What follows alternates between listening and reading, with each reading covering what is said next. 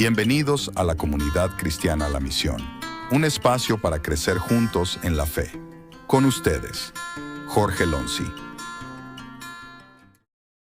Hoy vamos a leer el capítulo 19 de Juan, y la semana que viene ya vamos a terminar con los últimos dos capítulos. Podemos tener solamente este. Tiene bastante cosas para poder hablar de lo que vamos a leer. El capítulo 18 había terminado con que Pilato, la conversación que habían tenido Pilato y Jesús, ¿sí? Y bueno, que Pilato pide, lo expone de los judíos y ahí les pide que ellos decidan, y ellos deciden por Barrabás, no por Jesús. Entonces acá la continuidad del relato, ¿sí?, que Juan está escribiendo en su evangelio, dice lo siguiente. Dice: entonces Pilato tomó a Jesús y mandó a que lo azotaran.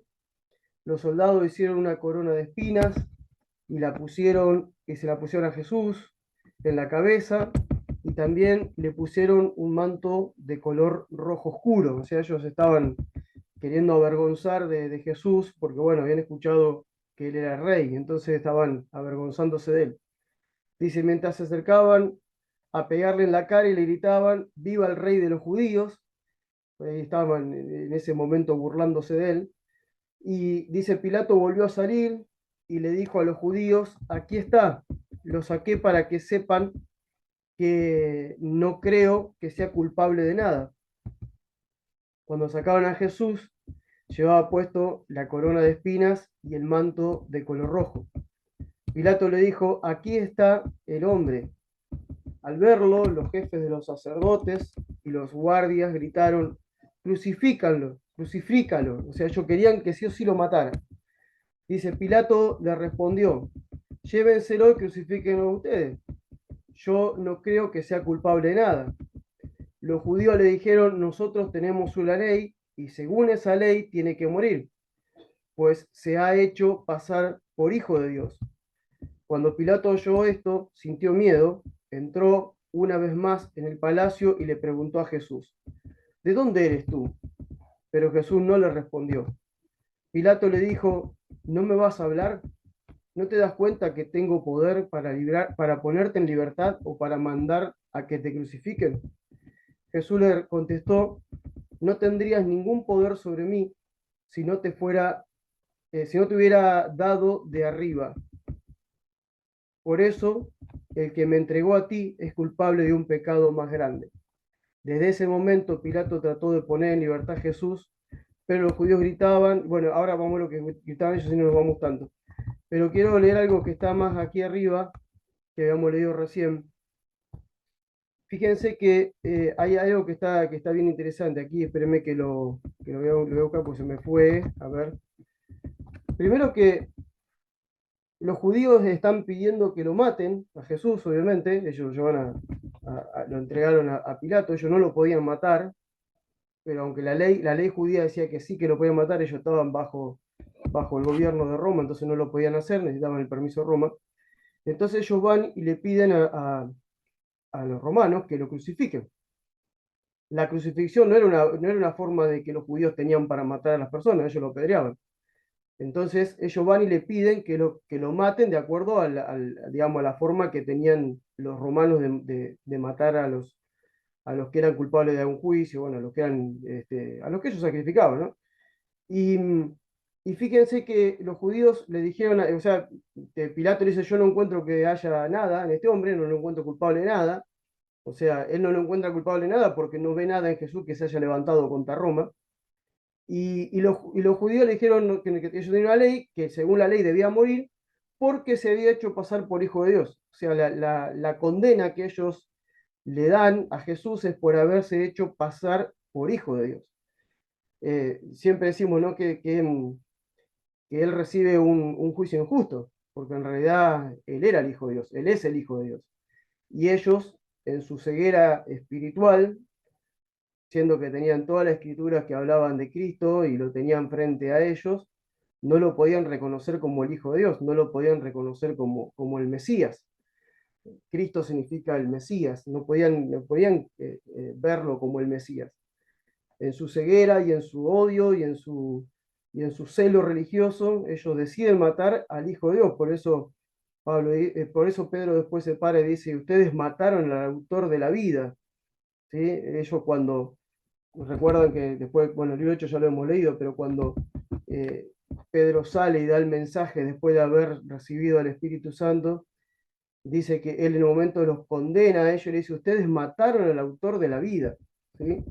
Y entonces, bueno, ahí nosotros podemos ver cómo es esos judíos, bueno, que escucharon a Pedro en ese momento, pues se arrepienten, ¿no? Pero aquí vemos que ellos estaban tan cegados, están tan cegados, que de hecho, bueno, Dios mismo los había cegado porque todo lo que estaba pasando tenía que ocurrir. O sea, no es que Judas era un hombre malo. Judas, por ejemplo, lo entregó porque tenía que pasar. Porque todo lo que estamos leyendo acá tenía que pasar. Ya estaba profetizado que iba a pasar. Entonces, bueno, en la historia aparecen los diferentes actores que vienen a formar esta historia para poder confirmar y traer a la realidad lo que ya estaba escrito que iba a pasar, lo que ya había sido profetizado. Entonces ellos le están diciendo a Pilato que lo tienen que matar porque él se declaró hijo de Dios. Y ahí inmediatamente Pilato dice que sintió temor, sintió miedo, porque hasta aquí fíjense que si nosotros nos vamos a Juan 18, vemos que en el relato que está teniendo Jesús con Pilato, ¿se acuerdan que Pilato le va preguntando, hablan acerca de la verdad y todas esas cosas, pero hasta ahí, bueno, venía una charla que tenía Pilato con Jesús, pero hasta ahí venía como Pilato manejando la situación. Pero acá de repente él cambia absolutamente y él siente miedo al ver la declaración que ellos estaban diciendo. Él se declaró hijo de Dios, por eso queríamos matarlo. Y aquí Pilato tiene miedo. Aquí donde él se replantea con quién está, quién tiene adelante de él. Por eso dice que una vez más entró al palacio y le preguntó a Jesús, ¿de dónde eres tú? O sea, él entra en una confusión por todo lo que está viviendo, pero empieza como a creer de alguna manera que algo sobrenatural estaba experimentando, o sea, algo raro estaba pasando porque cómo es que esta gente declara que lo maten y que lo maten por ser hijo de Dios. Y aparte, no es que las cosas que hizo Jesús se hicieron en privado y nadie se enteró. Pilato estaba enterado de toda la vida de Jesús, de todo lo que Jesús venía haciendo. O sea que él seguramente estaba enterado de todos los milagros, de todos los prodigios, de todas las señales, de todas las cosas que Jesús venía haciendo y de repente él se declara hijo de Dios. Entonces, me imagino que todo esto fue un peso muy grande para este hombre de decir, no sea cosa que yo esté matando justamente al hijo de Dios, ¿no? O sea, que él estuviera juzgándolo. Entonces dice, le pregunta de dónde eres y Jesús no le responde. Jesús ahí no le responde, se calla. Y entonces acá viene la declaración de Pilato donde le dice, no me vas a hablar. ¿No te das cuenta que tengo poder para ponerte en libertad o para mandar a que te crucifiquen? O sea, obviamente él tenía el poder humano para que eso ocurriera. Pero Jesús le responde inmediatamente y ahí sí le habla y le dice que él no tiene ningún poder sobre su vida. Que el único poder que él tiene fue el que le fue dado de arriba. Dice, por eso es el que me entregó a ti, es el culpable de un pecado mayor. O sea, está hablando ¿cómo es? De Judas. Pero acá lo que le está haciendo entender es que por más que él sea un hombre que tiene autoridad en esa región y que tiene la autoridad para liberarlo o para matarlo, aún así esa autoridad la recibió porque Dios mismo se la dio. O sea, Pilato está hablando en términos humanos, terrenales, y Jesús está hablando en términos espirituales. Pilato está hablando en términos temporales y Jesús está hablando en tiempos eternos. Se está conectando el tiempo temporal con el tiempo eterno en ese momento y se está cumpliendo una profecía. Y este hombre no se da cuenta, él piensa que él tiene el poder para librarlo de la muerte, pero aún así, si Pilato hubiese dicho que no tenía que morir, de alguna manera Jesús iba a morir. O sea, porque Dios ya había dado la sentencia que así tenía que ser, el Padre ya lo había determinado. Entonces, aquí vemos muchas veces que, digo yo, ¿no? Pienso muchas veces esto, ¿no? ¿Cuántas cosas tienen que pasar sí o sí en nuestras vidas porque el Padre ya lo determinó, ¿no? En las relaciones que tenemos con otras personas, muchas veces no entendemos por las situaciones de la vida que vamos pasando. Dios ya determinó que esas cosas nos ocurren, porque Dios en todo momento prueba nuestra fe. Y como siempre decimos que Jesús, como dice Hebreo, ¿no? Que Jesús es el autor y consumador de la fe que tenemos, ¿no? Y el autor y consumador de la fe fue obediente hasta la muerte y muerte de cruz. Entonces, nosotros muchas veces no entendemos los procesos que estamos viviendo, lo atribuimos a cualquier cosa y muchas veces no nos estamos dando cuenta que es el mismo Padre que está permitiendo que estén pasando ciertas cosas en nuestra vida para probar nuestra fe, tal vez levantando a alguien a acusarte o a juzgarte o a decirte cosas y vos decís, pero ¿cómo puede ser que esta persona todavía me trató bien y ahora se está enojando conmigo? ¿Por qué lo hace? Bueno, Dios lo está permitiendo. O sea, muchas veces nosotros desestimamos el obrar de Dios, pensamos que todo tiene que ver con una cuestión, no sé, terrenal o una cuestión hasta espiritual, y le echamos la culpa al diablo y un montón de cosas, pero Dios es soberano y Él decide qué hacer y qué no hacer. Incluso cuando la charla de Pedro con Jesús, cuando Él le dice, dice, le he permitido a Satanás que lo sacudas, ¿no? Pero bueno, por un tiempo, ¿no? Pero yo voy a orar para que tu fe no te falte. O sea, como que hasta él le permitió a Satanás que lo sacudiera a los discípulos. Entonces, nosotros a veces desestimamos el poder de Dios, desestimamos la soberanía de Dios y le atribuimos las cosas o le damos la gloria a cosas que no le tenemos que dar la gloria, ¿no? Aquí Pilato no podía hacer nada que el Padre no le hubiese dado, porque todo lo que Dios hizo apunta al Hijo. Y si Dios nos va a llevar al Hijo todo el tiempo, bueno, tal vez tengamos que pasar por cuestiones para que podamos conocer más al Hijo, para que podamos manifestar más al Hijo y para que podamos dejar cosas que a veces tenemos que dejar para manifestar al Hijo, ¿no? Así que bueno, por eso que nosotros no podemos desestimar esto, ¿no? No podemos desestimar la soberanía de Dios sobre nuestras vidas. Y dice, desde ese momento Pilato trató de poner en libertad a Jesús, pero los judíos le gritaban, si dejas en libertad a ese hombre, no eres amigo del emperador. Cualquiera que quiera ser rey es enemigo del emperador.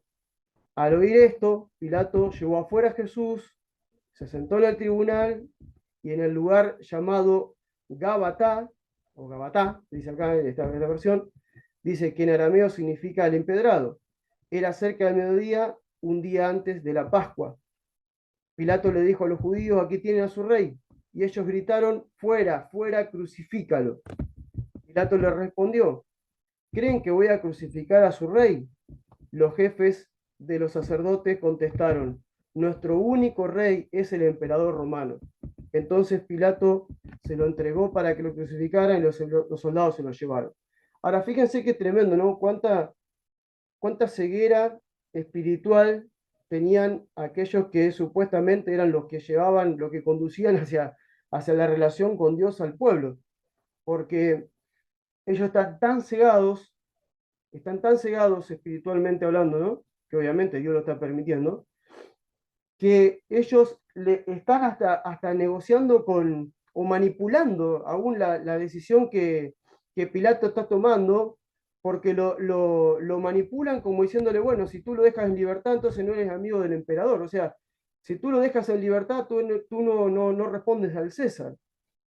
Y cualquiera que quiera ser rey se pone en enemigo del César. O sea, ellos lo empiezan a manipular hasta aún desde lo político, aún de la relación que Pilato tenía con el César. Fíjense hasta dónde llega la manipulación de ellos con el deseo de que Jesús muera. O sea, estaban totalmente decididos a que muera y no le importaba lo que sea. Hasta terminan diciendo nuestro rey, nuestro único rey es el César. Fíjense qué tremendo, porque tienen a Jesucristo delante de ellos, tienen al Hijo de Dios delante de ellos, tienen a quien va a ser entronado por el Padre como el Rey de los judíos, quien se va a sentar en el trono eterno de David, como estaba profetizado, lo tienen delante de él y ellos, aún así todo, quieren matar al autor de la vida, quieren matar al Hijo de Dios, quieren matar a su Mesías, y no solamente eso, declaran que su único rey no es Dios, sino que el rey de ellos es un impío como el emperador romano. Qué tremendo, ¿no? Cómo la religión ciega el entendimiento de las personas, ¿no? Y que muchas veces esa ceguera rechaza a la misma voluntad de Dios. Muchas personas que se cierran en sus pensamientos vanos, terrenales, religiosos, y lo que quiera llamar, y empiezan a ir en contra de la voluntad de Dios y en contra del plan de Dios simplemente porque no les conviene. A ellos no les convenía que Jesús siguiera vivo.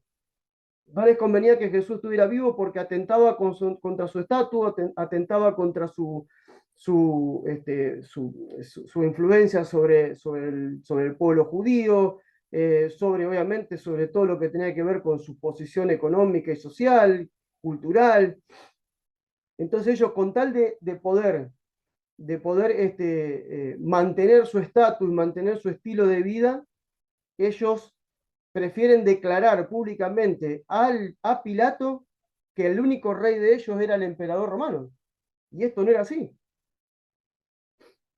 Era una gran mentira. Ellos nunca creyeron que el emperador romano era su rey, nunca lo declararon. Es el único momento donde lo declaran, pero lo declaran para que lo maten a Jesús. Fíjense hasta dónde ellos vendieron, o sea, se vendieron aún en sus convicciones, porque nunca el pueblo judío iba a reconocer otro rey que no sea alguien que venga que no venga de la descendencia de David. Jamás iban a reconocer otro rey. Entonces es tremendo lo que ellos están haciendo en este momento, ¿no? Todo con tal de entregarlo a Jesús. Dice, verso 16, entonces Pilato se lo entregó para que lo crucificaran y los soldados se lo llevaron. Dice después, verso 17, Jesús salió cargando su propia cruz, iba hacia el Gólgota, que en arameo significa la calavera, y allí lo crucificaron junto a otros dos, uno a cada lado y Jesús en el medio. Pilato mandó que pusieran un letrero sobre la cruz en que en este estaba escrito Jesús de Nazaret, rey de los judíos. Pilato seguía insistiendo que Jesús era el rey de los judíos, pero fíjense que Pilato yo no puedo determinar acá si Pilato está creyendo o no, pero pareciera como que Pilato está diciendo, sí, estamos matando al rey de los judíos realmente, porque ya varias veces él está diciendo, acá está su rey, quieren que lo maten, y vuelve sobre el rey, y sigue siendo sobre el rey, y termina escribiendo, que obviamente también estaba profetizado eso, ¿no? Que Jesús de Nazaret, rey de los judíos, pone en ese letrero que clavan en el madero. Y dice, muchos de los judíos leyeron, porque el lugar donde lo crucificaban a Jesús estaba cerca de la ciudad, y el letrero estaba escrito en arameo, en latín y griego, y los jefes de los sacerdotes judíos le dijeron a Pilato, no escribas rey de los judíos, sino él dice que es el rey de los judíos. Pilato le respondió, lo que he escrito se queda. Voy a parar un segundo ahí. Jesús sale con la cruz a ese lugar a ser crucificado. El lugar le dicen, bueno, obviamente le dicen el Gólgota, bueno, que en arameo significa la calavera. Era el lugar donde normalmente, bueno, las mayores crucificaciones estaban ahí, porque, bueno, este era un lugar que estaba lleno de calaveras, porque era un lugar de sacrificio. Estaba cercano a la ciudad, por eso dice que estaba cercano a la ciudad, seguramente estaba en un lugar de camino hacia la ciudad, cercano a la ciudad, donde todos pasaban y lo podían ver. Por eso es que dice ahí que muchos de los judíos leyeron, ¿sí? Porque el lugar donde crucificaban a Jesús estaba cerca a la ciudad. Estaba fuera de la ciudad, no estaba dentro de la ciudad, pero estaba cercano a la ciudad. Hoy en día se sigue discutiendo a ver cuál era ese lugar. La Iglesia Católica tomó un lugar como diciendo, bueno, además está el templo ahí ¿cómo es? De la Sagrada Sepultura, y bueno, y ellos dicen que ahí es el lugar donde fue crucificado Jesucristo y que ahí también estaba la tumba. Hay distintas versiones, que bueno, que ese es el lugar, otros dicen que no es el lugar, otros dicen que es otro lugar. De hecho, ese lugar hoy en día se sigue hay un movimiento arqueológico en este momento todavía, intentando ver qué es lo que ahí había, siguen encontrando cosas, pero bueno, aún no han encontrado nada significativo que confirme que realmente ese lugar es donde Jesús fue crucificado. Hay otro lugar que dicen que puede haber sido ese lugar porque tiene como una forma de calavera, pero bueno, eso porque en los últimos años, bueno, los turcos hicieron muchas excavaciones, explosiones, y quedó como una forma de calavera. Entonces, hay muchos dichos, en realidad no hay ninguna confirmación de esto. De hecho, tradiciones religiosas judías y después más cercanas, hasta llegaron a decir que el lugar donde Jesús fue crucificado, o justamente aquí donde dice el lugar de la calavera o el Gólgota, decían que ahí había sido el lugar donde había sido enterrado Adán. Otros decían que ahí donde estaba la calavera de Goliat. O sea, son todas versiones religiosas, son todos mitos o son creencias que nunca se confirmaron. Nunca se confirmaron ni bíblicamente, ni siquiera se han confirmado arqueológicamente. Hay toda una discusión sobre eso. Hay mucho, es más, si ustedes se ponen a investigar, hasta dudan que Jesús hubiese existido como un ser humano, algunas personas, porque no encuentran ciertas cuestiones que confirmen que él existió. O sea, hay todo un ida y vuelta que meternos en eso y enredarnos en eso es una pérdida de tiempo, pero en realidad lo que sí podemos decir, lo que sí podemos confirmar, es que Jesús fue crucificado muy cerca de la ciudad, que fue crucificado en un lugar donde normalmente crucificaban a otros, por eso que había más calaveras en ese lugar, y que fue puesto un cartel para que todos vean de que en ese lugar estaban crucificando al rey de los judíos. Y lo escribieron en 3 idiomas para que todos los que pasaban caminando por ahí pudieran tener la confirmación de que el que estaba muriendo en ese lugar era el rey de los judíos. Los judíos no querían que esto fuera así, pero bueno, proféticamente estaba pasando. O sea, él estaba muriendo y sobre él estaba este letrero que decía en arameo, en latín y en griego, ¿sí? Que él era el rey de los judíos. Arameo era la lengua que hablaban los judíos, la lengua más antigua, ¿sí? El latín era la lengua que hablaban los romanos, y el griego, obviamente, la lengua que hablaban los griegos, porque esa era una zona, era una metrópoli donde había distintos idiomas, pero esos eran los idiomas más importantes. O sea, los idiomas que tenían que ver justamente con la religión judía, que tenía que ver con los romanos y que tenía que ver con el pensamiento griego, lo que ya ocurría en aquel tiempo, que los griegos de alguna manera empezaban con sus filósofos a soltar filosofías de vida y demás. Entonces, bueno, ahí viene la discusión de los jefes de los sacerdotes que no querían, ellos no querían que ahí dijera el rey de los judíos, pero Pilato le dijo, así está escrito y así se queda. Y entonces, ahí, bueno, eh, pudimos ver que el rey de los judíos, otra cosa más, otra profecía más, otro dato más estaba cumpliéndose. Verso 23 dice, después que los soldados crucificaban a Jesús, tomaron su manto y lo partieron en 4 pedazos, uno para cada uno de ellos. Tomaron también su túnica, que era de una sola pieza, sin costura, tejida de arriba abajo. Los soldados se dijeron unos a otros, no la dividamos, mejor echemos suerte para ver a quién le toca.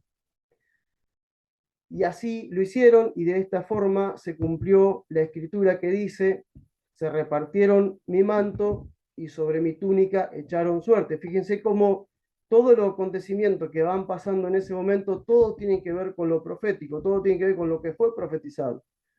Todas las profecías se estaban cumpliendo en ese momento. Todas las profecías que hablaban del Mesías se estaban cumpliendo.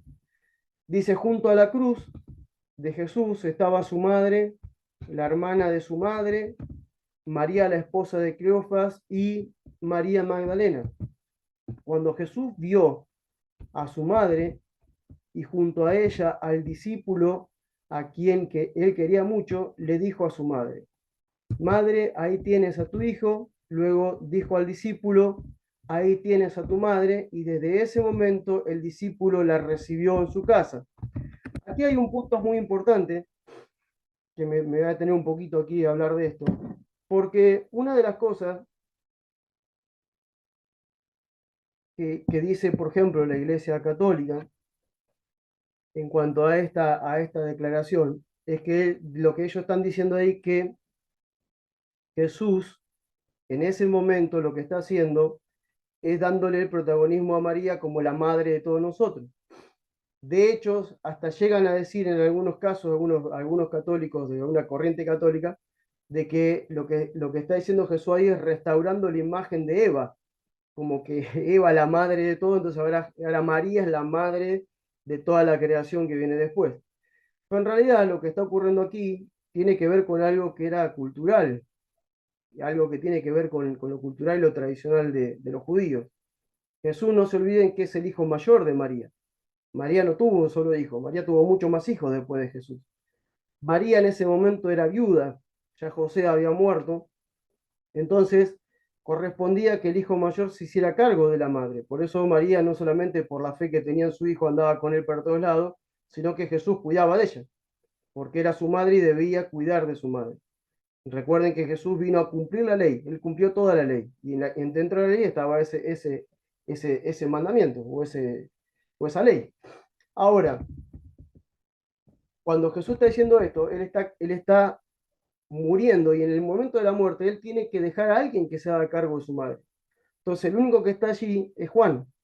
Juan está al pie de la cruz con su madre.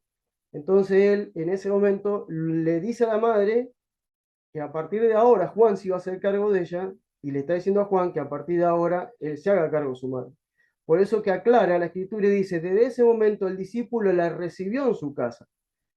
El decir la recibió en su casa no quiere decir solamente se la llevó a vivir con ella. El decir aquí, para la tradición judía de ese momento, el decir que la recibió en su casa, quiere decir que la hizo parte de su familia. La adoptaron como parte de su familia para cuidarla, para que no le falte nada. Porque, y una de las cosas muy importantes también que siempre tenemos que ver es que para Dios una de las cosas muy importantes era el cuidado de las viudas, de los pobres y los extranjeros. Entonces, lo que Juan está haciendo aquí es cumpliendo con esa parte de la escritura, pero también haciendo, o sea, obedeciendo lo que Jesús en su muerte, en minutos antes de morir, le está diciendo. Ahora, obviamente, siempre las tradiciones religiosas cambian todo, siempre las tradiciones religiosas van desvirtuando todas las cosas. Por eso es que nosotros tenemos, como les decía recién, lo que la Iglesia Católica dice en cuanto a esto, que no tiene nada que ver, porque no es que Jesús la está poniendo a María como una, no sé, como alguien que puede interceder por nosotros ante Dios, porque ahora es la madre de todos nosotros, sino porque lo que está ocurriendo aquí es que Jesús le está diciendo a Juan, hacete cargo de María. Es así de sencillo. Lo que pasa es que, bueno, siempre que queremos crear una religión vamos a sacar las cosas de contexto, ¿no? O le vamos a hacer decir a la Biblia lo que la Biblia nos dice. Verso 28 dice, vamos avanzando, después de esto, como Jesús sabía que ya todo había terminado y para que se cumpliese la escritura, dijo, tengo sed. Fíjense que todo lo que iba pasando era para que se cumpla la escritura, para que se cumpla la escritura. Dice, había allí un jarro lleno de vinagre, así que empaparon una esponja en el vinagre, la pusieron en una caña y se la acercaron a la boca. Al probar Jesús el vinagre dijo, todo está cumplido. Luego inclinó la cabeza y entregó su espíritu. Ahí cuando dice todo está cumplido, la versión original dice consumado es, ¿sí? Y él entregó su espíritu. O sea, lo que está ocurriendo aquí es, es la consumación, ¿sí? de lo que Dios ya había determinado para la humanidad. Después lo voy a buscar bien porque siempre lo digo, pero a ver si lo tengo por acá, espérenme. En Apocalipsis, si no me equivoco, déjenme que lo voy a ver si lo puedo encontrar rápido. A ver si lo puedo encontrar. Bueno, pues se lo voy a buscar bien, pero a ver. Si no me equivoco, Apocalipsis 13 creo que es. Sí, Apocalipsis 13:8 dice, y lo adoraron todos los seres humanos cuyos nombres no estaban inscritos desde la creación del mundo en el libro del Cordero que fue, perdón, en el libro del Cordero que fue sacrificado. O sea, hay otra versión que dice el Cordero que fue sacrificado antes que el mundo existiera. Entonces, lo que está ocurriendo aquí es que ese Cordero que fue sacrificado antes que todas las cosas ocurrieran estaba cumpliendo esa profecía. O sea, Dios ya sabía lo que iba a pasar, ya sabía que el hombre iba a fallar, ya sabía que el hombre y la mujer iban a, a, a desobedecer, y él incluso antes de crear el mundo, antes de crear el hombre y la mujer, él ya tenía provista la solución para el problema que el mismo hombre iba a crear. Entonces, fíjense qué glorioso que es el momento de lo que está ocurriendo en la cruz. Muchas veces pasamos por alto lo que pasó en la cruz, pero la cruz tiene una confirmación de muchísimas profecías y además es un antes y un después en la historia de la humanidad, en la historia de toda la creación. Es un antes y un después, porque se está consumando un hecho que fue eterno. La cruz es algo eterno y la cruz seguirá siendo algo eterno. Es algo eterno desde principio hasta fin.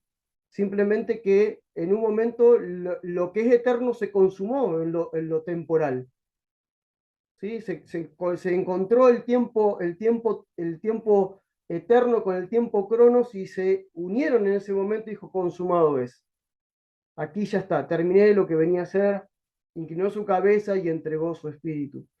Por eso que todo lo que pasa en la cruz es maravilloso, porque aquí es donde el Señor puede vencer sobre la muerte. Él vence sobre la muerte. Él aquí es cuando Él puede destronar o le quita el gobierno de todo lo que tenía hasta ese momento, de lo que se le permitía a Satanás. Él toma el control de todas las cosas nuevamente. Él reconcilia todo lo que estaba separado de Dios con el Padre. O sea, dice que todo lo que fue creado es reconciliado en el cuerpo mortal del Hijo, con el Padre. Por eso el hecho de la cruz es algo trascendente. Por eso muchas personas, hasta que no tienen la revelación de la cruz, realmente no pueden empezar una nueva vida. La cruz es todo. Entender la cruz es entender todo. Entender la cruz es entender que el pecado fue perdonado, que Satanás fue juzgado. Tantas cosas podemos entender en la cruz. Pero bueno, muchas veces nos quedamos sin la revelación. Necesitamos avanzar en la revelación de lo que pasó en la cruz. No fue un hombre muriendo nada más. Dice ese día, era un día antes de la Pascua. Los judíos no querían que los cuerpos siguieran colgados en la cruz en el sábado, porque este era un día muy solemne. Por eso le pidieron a Pilato ordenar que les quebraran las piernas a los crucificados y bajaran sus cuerpos. Los soldados fueron y le quebraron las piernas al primer hombre que habían crucificado junto a Jesús y luego al otro. Y cuando se acercaban a Jesús se dieron cuenta de que ya estaba muerto. Por eso no le quebraron las piernas. Pero uno de los soldados le atravesó el costado con una lanza y en ese momento le salió sangre y agua. El que dice esto es el que lo vio y lo que dice es verdad. Él sabe que dice la verdad, para que también ustedes crean. Estas cosas sucedieron para que se cumpliera la escritura. No le quebraron ningún hueso y como dice en otra parte de la escritura, mirarán al que fue traspasado. O sea, lo que se está encargando de hacer Juan en todo lo que es el proceso de la crucifixión de Jesús es una y otra vez confirmar que todo lo que estaba profetizado estaba ocurriendo en ese momento.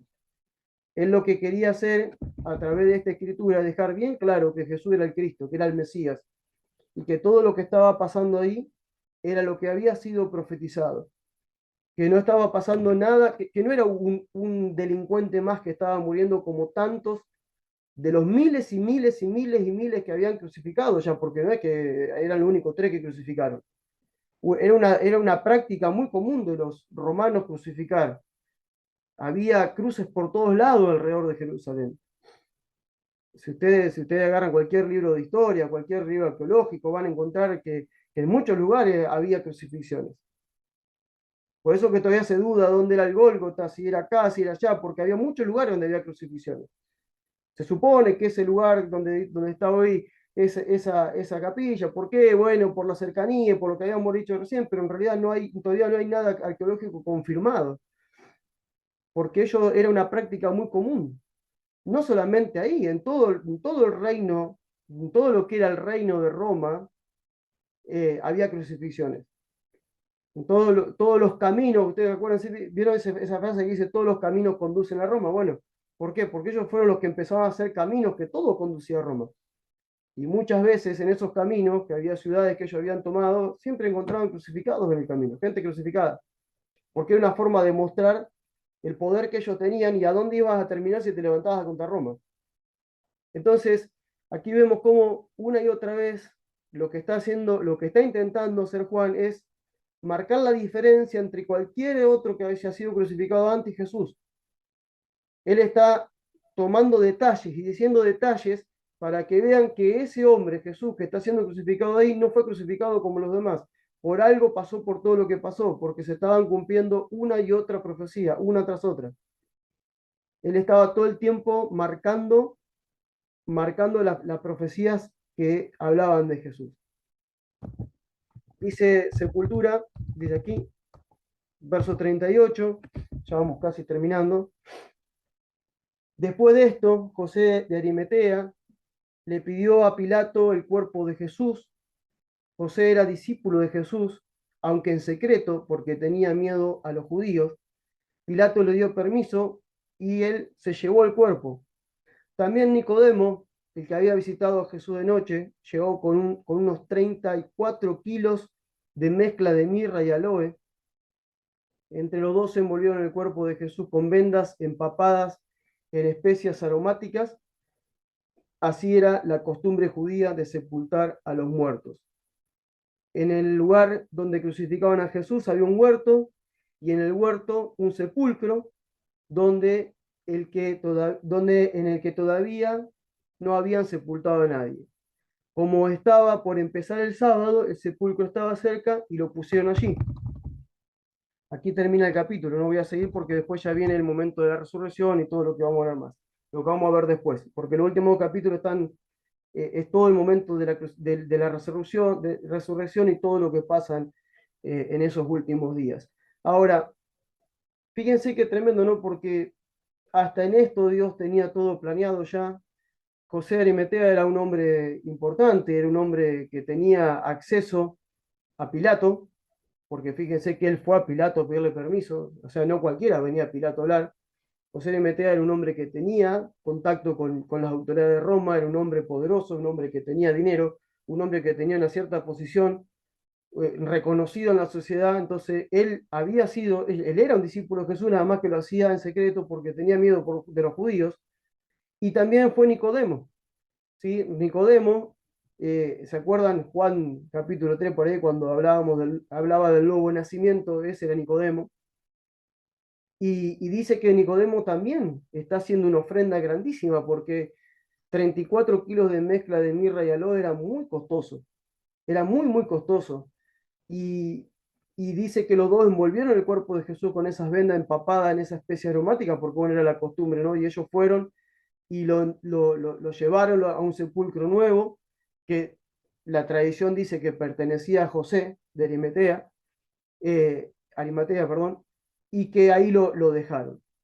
Eh, Hay todo, vuelvo a decir lo mismo, todavía no hay nada confirmado en cuanto a los lugares, dónde fue que estuvo, dónde fue sepultado. O sea, algunos atribuyen que fue aquí. De hecho, hay un canal de YouTube que yo se lo recomiendo, hay un hombre que, que es un hombre que vive en Jerusalén y que es un arqueólogo y es un estudioso. Después yo se lo voy a buscar, se lo voy a pasar para que vean la cantidad de estudios y que hay donde este hombre va explicando según quién dice que fue en un lugar y según quién dice que fue en otro lugar y nunca nos vamos a poner de acuerdo. Lo importante es saber que el Señor existió, caminó por esta tierra, en algún momento lo crucificaron, en algún momento lo enterraron y en algún momento resucitó.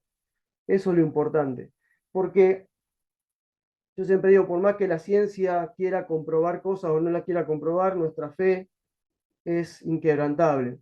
Nosotros por la fe, dice la palabra, entendemos que todas las cosas fueron creadas por Dios. No, no está diciendo por la fe creemos, por la fe entendemos. La fe entiende cosas que la ciencia no entiende, la fe entiende cosas que la religión no entiende, porque todo el Evangelio no es revelado por el Espíritu. Nosotros por la fe creemos que realmente Jesús vino a esta tierra y caminó por esta tierra. Por la fe creemos que lo que está escrito realmente es así, porque hay gente que puede hasta dudar de que lo que está escrito sea real. Vuelvo a decirle hace un tiempito atrás que tuve la oportunidad de debatir ahí con unos católicos en el auto. En el momento ellos me dijeron, ¿y cómo estás vos convencido de que los 4 evangelios realmente son reales? Y quienes los escribieron estaban diciendo la verdad. O sea, hasta hoy en día hasta quieren poner en tela de juicio eso. Pero claro, cuando uno realmente nació de nuevo, porque uno entiende el poder de la cruz, uno entiende que el Hijo de Dios murió en la cruz, lo entiende por el Espíritu, lo cree por la fe, y cree que uno es libre del pecado por causa de que Jesús murió en la cruz, por causa que Él derrotó la muerte en la cruz, Él nos dio una nueva vida, y cuando yo creo eso y acepto a Jesús como el Señor de mi vida, ocurre el mayor de los milagros, que es el nuevo nacimiento. Yo no puedo controlar el nuevo nacimiento, nadie puede controlar el nuevo nacimiento. El nuevo nacimiento es un milagro, donde el Padre, como dice Pedro, nos hace partícipe de su naturaleza divina y pone su espíritu en nosotros. Y a partir de ahí, nosotros lo que tenemos es una y otra confirmación de lo que ocurrió, aunque nunca lo hayamos visto. Porque el Espíritu de Dios da testimonio de que somos hijos, el Espíritu de Dios da testimonio de la cruz, el Espíritu de Dios da testimonio de Jesucristo, del Padre. Todo viene por el Espíritu. Por eso cuando alguien no tiene un contacto real con la cruz y no tiene un contacto real con el señorío de Cristo, no puede nacer de nuevo, entonces después duda de su fe. Pero aquel que realmente encuentra en la cruz la libertad que necesita su alma para dejar de ser esclava del pecado, y aquel que encuentra en la cruz la justificación para estar en paz con Dios, aquel que encuentra en la resurrección la vida eterna, y aquel que encuentra en Cristo, aquel que lo gobierna y le da su vida a Cristo, ese recibe el Espíritu Santo, y a partir de allí todo cambia. Nuestra vida cambia. Nosotros vemos las cosas de otra manera. Por eso que Él es el autor de la vida, y cuando el Espíritu Santo viene a nosotros, lo que Dios nos da, como dice Pablo en Romanos, nos da la ley de la vida. Y cuando nosotros tenemos la ley de la vida, podemos vencer la ley del pecado y la ley de la mente, como dice Pablo. Entonces podemos empezar a vencer todo lo que los demás no pueden vencer. Y una de las cosas que más le cuesta a este mundo es creer realmente que Jesús es el Hijo de Dios. O sea, al mundo le cuesta creer eso. La gente cree en cualquier cosa, pero cuando hablamos de Jesús se espanta. Le cuesta creer que realmente ese hombre era Dios mismo caminando en la tierra. Por eso que siempre insisto y digo, hablemos de Jesús a la gente, pero hablemosle desde la revelación, no de lo que la Biblia dice. Relatemos la vida de Jesús, contemos lo que Jesús, quién fue, quién hizo, qué contó, cómo vivió, porque los primeros cristianos de acá hablaban de Jesús. Los primeros cristianos eran testigos de Jesús. Ellos decían, nosotros lo vimos. ¿Cómo arranca esta carta de Juan? Nosotros vimos la gloria del unigénito Hijo de Dios. Lo vimos. Y acá está diciendo, yo doy fe, y es verdad lo que estoy escribiendo, de que yo mismo lo di morir en la cruz y que se cumplió todo lo que las profecías hacían. Y después ellos dicen, nosotros damos testimonio de que apareció y que estuvo con nosotros y que comió con nosotros. O sea, ellos daban testimonio y salieron al mundo a hablarle de Jesús. Nosotros necesitamos volver a hablar de Jesús. No necesitamos hablar de la religión, necesitamos hablar de Jesús.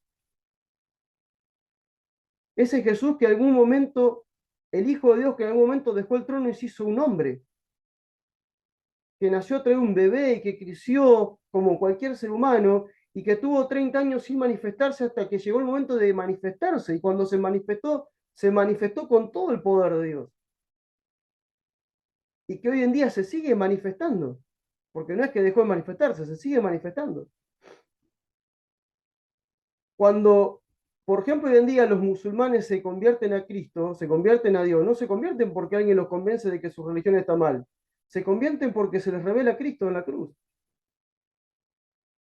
Y así cada uno que realmente se convierte en Cristo es porque lo puede ver crucificado al Señor y puede verse allí Él crucificado.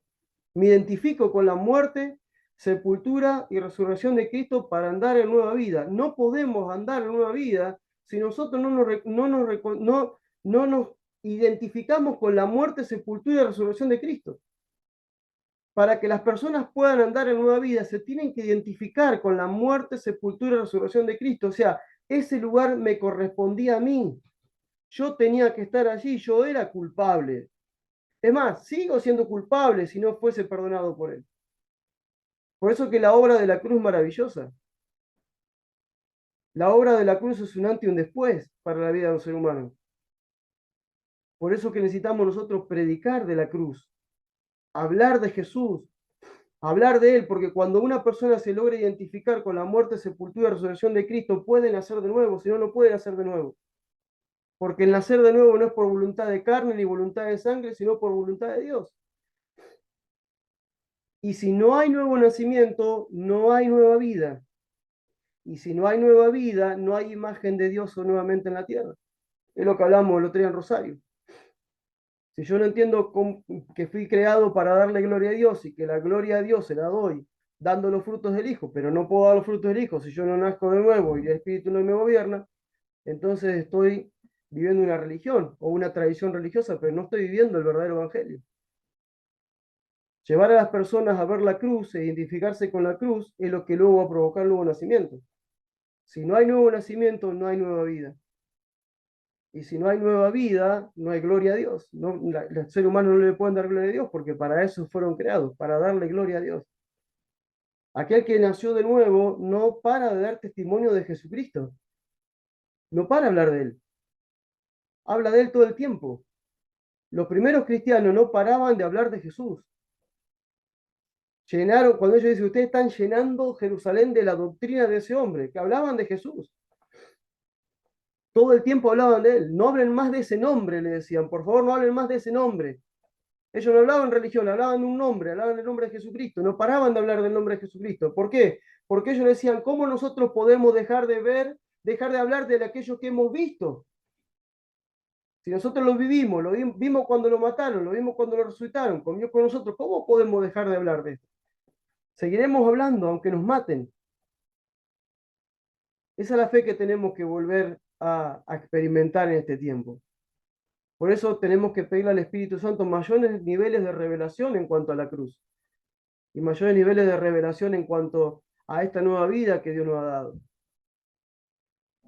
Es muy importante que lo podamos ver, porque cuando yo veo la cruz, yo veo mi victoria sobre el pecado. Cuando veo la cruz, veo mi victoria sobre Satanás. Cuando veo la cruz, veo mi victoria sobre el mundo. Todo lo puedo cuando puedo pasar por la cruz. Cuando alguien realmente pasa por la cruz, no queda nada. No hay nada del viejo hombre.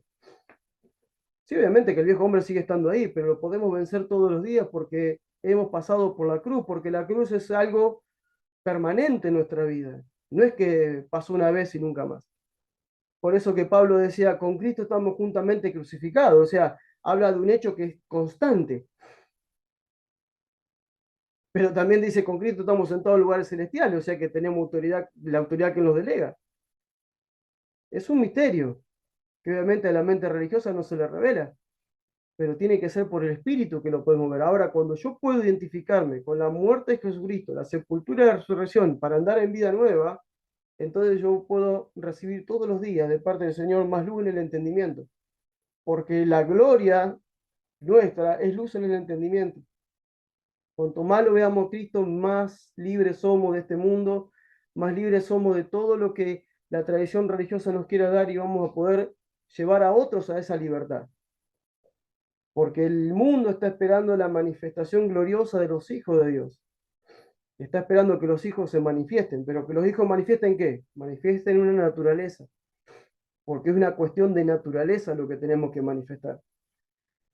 Así que bueno, podemos decir muchas cosas de esto, ya hemos hablado miles de veces de esto, lo hemos enseñado tantas veces, ¿no? Pero lo importante es que podamos seguir dándole gloria al Señor por este momento. El otro día celebrábamos la cena del Señor en Rosario y hablábamos de ese momento tan maravilloso, donde no solamente nosotros podíamos ver ese nuevo pacto que Dios hacía por nuestras vidas, con nuestras vidas, sino que también a través de eso anunciábamos la venida del Señor, ¿no? Y fíjense que la iglesia hablaba de Cristo, experimentaba a Cristo, predicaba de Cristo y esperaba a Cristo. Necesitamos volver a hacer esa iglesia, que seamos monotemáticos. Me recuerdo el otro día alguien me decía, porque hablábamos, yo decía, pero dejen de usar tanto el Antiguo Testamento, porque muchas cosas, la mayoría, prácticamente todas ya se cumplieron en Cristo. Y alguien me dijo, no, pero no se trata de ir a los extremos, de ir del Antiguo Testamento o de Cristo. Le digo, no, pero pará. Acaba de decir algo que no tiene sentido. Cuando hablamos de Cristo no nos vamos al extremo. Cuando hablamos de Cristo nos vamos al centro del mensaje. Cristo tiene toda la centralidad, porque todo fue hecho por el Hijo, para el Hijo y en el Hijo. Vivimos en el Hijo, andamos en el Hijo y somos en el Hijo. Glorificamos al Padre a través del Hijo. O sea, hablar de Cristo no es irnos a los extremos. Hablar de Cristo es ir al centro del mensaje que la iglesia tiene que tener. Necesitamos volver a esa centralidad. Hablar de Cristo. ¿Qué fue lo que hizo ese hombre cuando fue hombre y caminó por acá, por la tierra? ¿Qué fue lo que él habló? ¿Qué fue lo que él declaró? ¿Qué fue lo que él consumó? ¿Qué fue lo que él inició después de la cruz? ¿Y qué es lo que él está haciendo en este momento y qué espera hacer a través de sus hijos? Por eso que la centralidad del mensaje de la iglesia tiene que ser Cristo.